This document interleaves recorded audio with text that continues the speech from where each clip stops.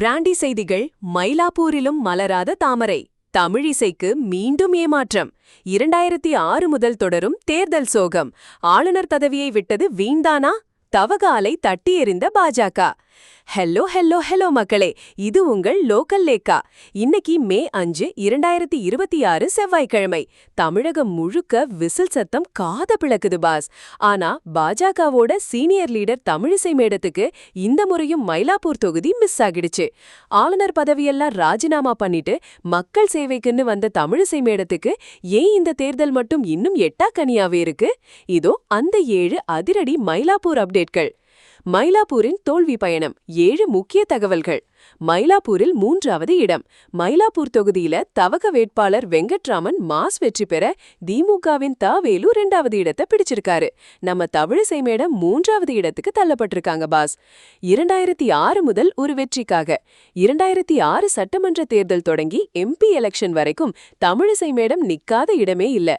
ஆனா இதுவரைக்கும் ஒரு முறை கூட அவங்க சட்டமன்றத்துக்கோ இல்ல நாடாளுமன்றத்துக்கோ போனதில்லைங்கிறது தான் ஒரு பெரிய வருத்தம். ஆளுநர் பதவி டு நேரடி அரசியல். தெலங்கானா ஆளுநர், புதுச்சேரி துணை ஆளுநர்னு பவர்ஃபுல் பதவிகள்ல இருந்தவங்க அதை விட்டுட்டு எலெக்ஷன்ல நின்னாங்க.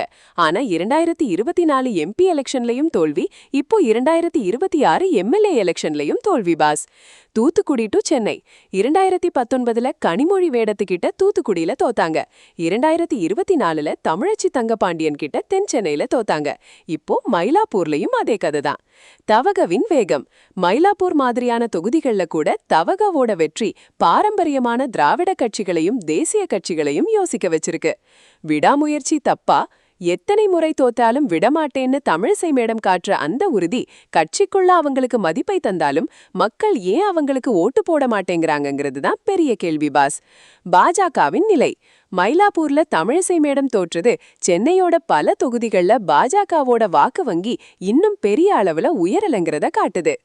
தமிழிசை மேடத்தோட இந்த தேர்தல் தோல்விகளை பார்க்கும்போது நம்ம தளபதி விஜய் சார் ஒரு படத்துல சொன்ன அந்த மாஸ் டைலாக் தான் ஞாபகம் வருது பாஸ். நம்ம பலமுறை முயற்சி பண்ணியும் ஜெயிக்க முடியலனா நம்ம போற பாதை தப்பில்ல பாஸ், நாம போய் சேர வேண்டிய இடம் இது இல்லைன்னு அர்த்தம். ஒருவேளை தமிழிசை மேடத்துக்கு மக்கள் சேவை செய்ய வேற ஒரு வழி காத்துட்டு இருக்கோம் என்னவோ. தமிழிசை மேடம் அடுத்து என்ன பண்ண போறாங்க?